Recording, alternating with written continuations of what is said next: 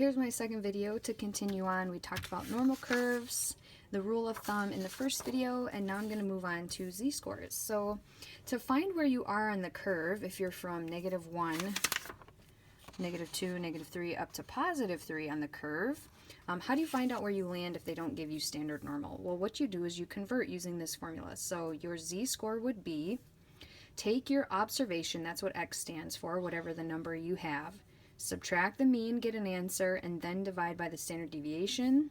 The reason why I say or this formula over here is because sometimes they'll give you a mean from a sample and not a mean from a population, and that's why these are identified with different symbols, because this mu is the mean of a population, this x bar is a mean of a sample, and likewise this standard deviation would come from a population, and this standard deviation S would come from a sample. So this is how you compare when you have kind of different units or different contexts. So I'll bring back this curve that we did in the last one, and I'll show you on this curve how it works. So I'll draw one over here.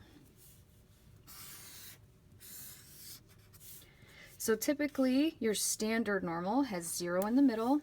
It goes by ones.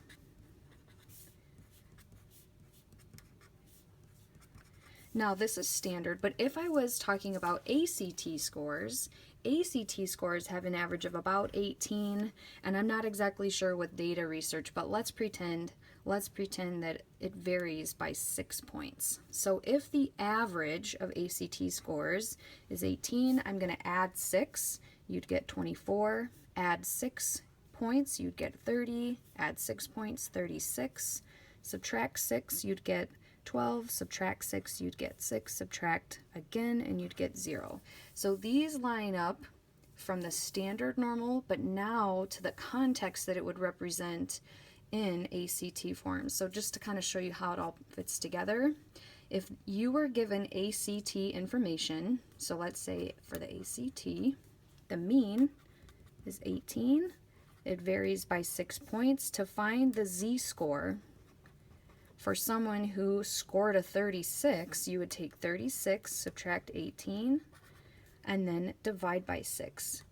36 minus 18 would be 18, divided by 6, and you get 3, and that is why these line up in the same spot. So they're used to compare.